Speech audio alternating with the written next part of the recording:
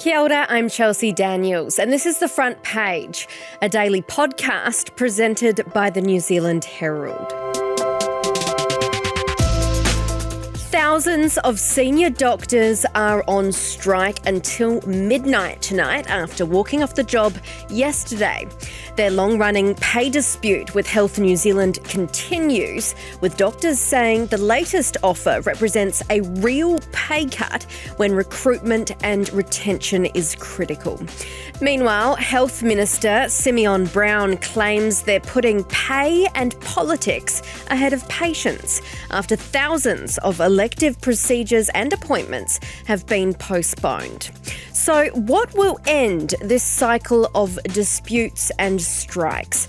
And how do we fix our health system that's been in crisis for decades? Today on The Front Page, ASMS Executive Director Sarah Dalton is with us to break down the latest in talks and what we can do in future. What are the main issues driving senior doctors and dentists to strike, and how long have talks with Health New Zealand been stalled? There are really two big parts, I think, to the strike action for our members.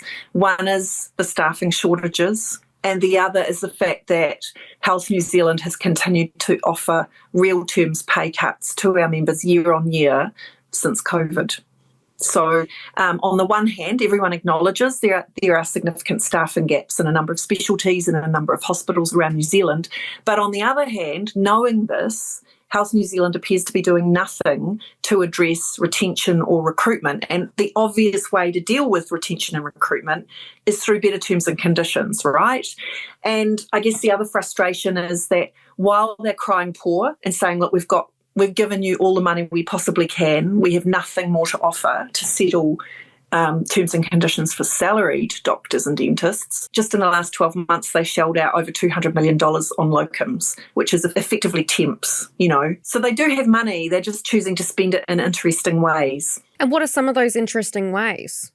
Well, for example, why would you prioritise letting locum rates go up and up and up for temporary labour who, of course, do a good job, but they don't do the whole job and they're not here for the long haul, while at the same time you're saying to a salaried doctor, no, we're not going to pay you a retention allowance for working in Gisborne or Invercargill, or we're not going to pay a recruitment allowance for gynae oncologists because there are hardly any left in this country. That it would be actually cheaper for Health New Zealand and better for the public if they incentivise salaried work and disincentivised locum work. So the story was that, under 20 DHBs, they could drive up the rates, by one hospital competing against another for locums. Yet under a single employer, they have driven up the rates as a single employer for locums. So you can earn a huge amount of money by saying, look, I'll volunteer to go and work in this place for a week or over a weekend or whatever. Yet the people who are there all of the time, running the department, doing the planning, doing the audit, supervising other staff, are earning significantly less. So it does seem a little bit back to front. Yeah, I was going to say, do a lot of people just forego the salaried work and just go and be like, yeah, I'll do the casual locum work? Well, that's starting to be the case, and that is what our real worry is. It is already a real trend in psychiatry where there are massive staffing gaps, and a number of services will have more locums than salaried specialists on staff now, and that's terrible, particularly because in mental health, you're often looking for continuity of care. You are looking for the people that are in the care of our specialist mental health services, they do better when they have stable staff who are there to get to know them and work with them. And look, I'm not trying to diss the people who are working as locums. We know they're doing valuable work, and we know that there are a lot of places that can, have to rely on them because of decisions made by DHBs and Health New Zealand about lowering the staffing levels. Effectively, we see there's been a sinking lid on staffing for some time. How do senior doctors respond to the claims that their action amounts to quote, putting pay and politics ahead of patients. That's suggested by the health minister. Well, that's his job, isn't it? He's a politician, he's playing politics, and that's fine. But our members aren't politicians, they're doctors. It's really hard for them to take strike action because they are trained to put patients first. They are trained not to walk away from people who need care. But it has reached the point now that the health system is actually on a daily basis preventing them from giving people the care they need. I guess the term that academics use for this is moral injury, the injury that you suffer when you're actually prevented from doing the work that you're trained to do in the way. And so our members spend a lot of time trying to do the least worst thing for patients rather than the best thing. This understaffing and the health crisis that we talk about has been going on for, successive governments. How do we put an end to it fair and square? Because I'm pretty sure that a majority of the public wouldn't mind tax dollars going towards our health system, because that's where we go when we're at our most vulnerable and we need the most help, right? So how do we stop this? I think that's a really great question. I mean, this particular government loves targets. We don't love the targets they've picked. But if they want to obsess about targets, how about a workforce target or two to go alongside the care targets? Because I think it's another thing. It's really hard for hospital staff when they know they're really short-staffed and then they've given all these supposed productivity targets, performance targets that they have to meet when they know that there's no way that can realistically happen. So some workforce targets would be great. And then I think there needs to be some multi-party agreements about the kind of hospital system, the kind of health system that New Zealand is willing to continue to fund and to provide. And if we got some multi-party buy-in to some health basics, and even health basics are pretty expensive, defining what are health basics. Does that include HIPs? Does that include aged residential care? Does it include dentistry, which it currently doesn't, of course? What services does it include? What have people got a right to expect? And then we could, there are people out there that know how to calculate what level of resource, what level of staffing is required. And obviously for a number of people now, the question needs to be asked, how close to home can your care be provided? There's a massive growth of telehealth.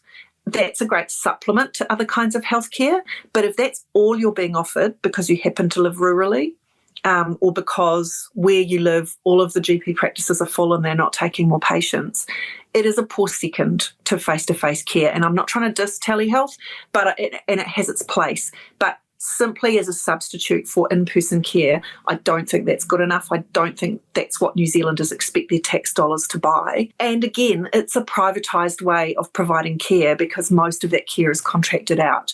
So, we've put out a recent report about how health has been funded. We know that since 2018, New Zealand has not been submitting its health resourcing data to the OECD. So all of the comparators that are made between us and like countries are rough guesses. They're rough estimates and they're overestimates because we've also been including GST in the way health spend has been costed, which other countries don't do. So we've been overinflating what's been spent on health in this country.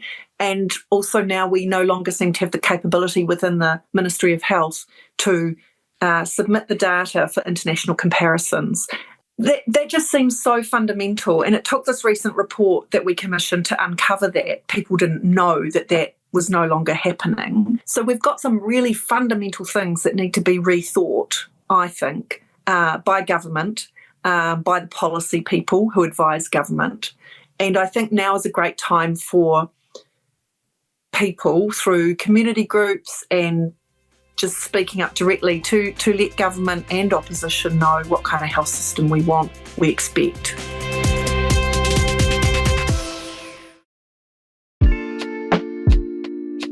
Senior doctors are wanting to strike. That's going to cause grief to 13,000 patients this week, which I don't think is very fair. But hang on, they're striking for a reason, right? They Sure. don't just do that on a whim. No, sure, but what they are doing is that they've had a year of negotiations. The minister said, let's get this resolved after a year.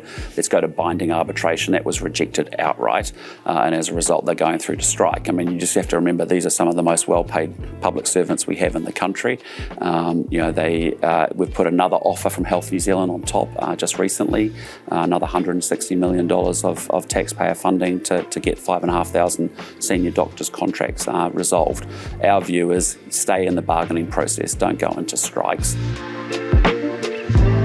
The ministers also pointed to the average remuneration of senior doctors. That's just over $343,000, 6 weeks annual leave and a fully paid 6 months sabbatical every 6 years.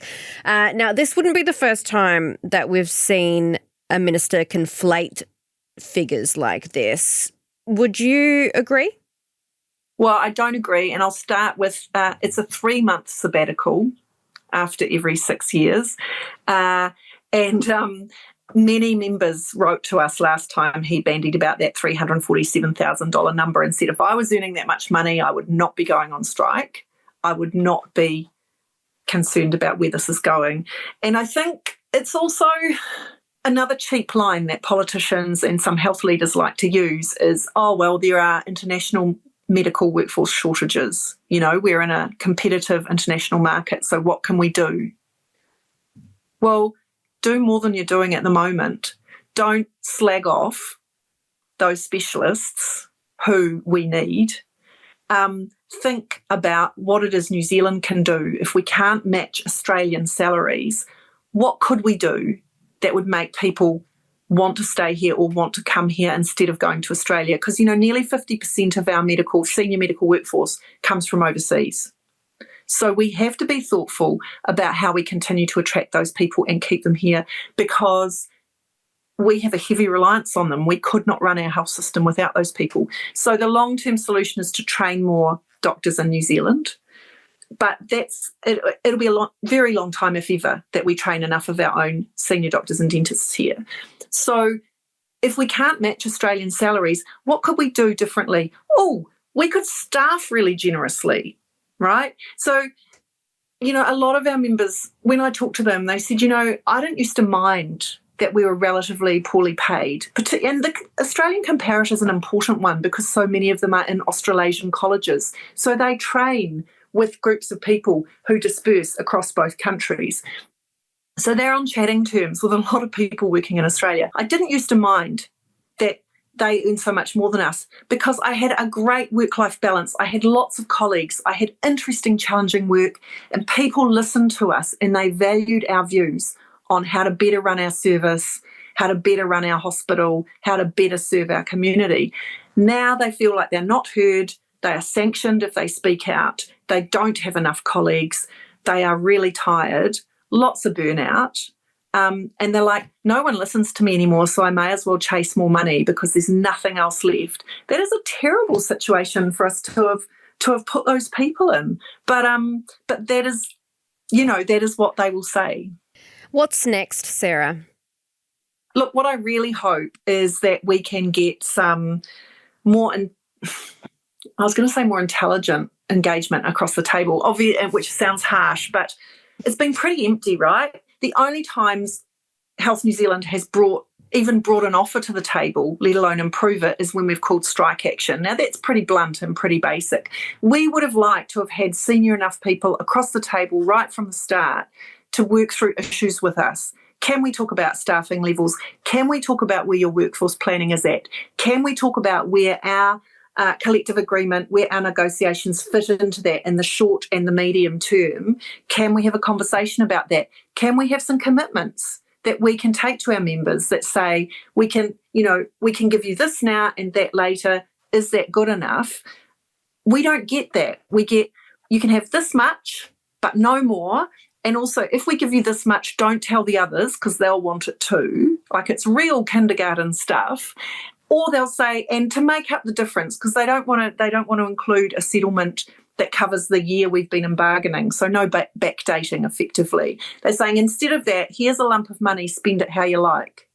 Now, that is not what I would call quality negotiations.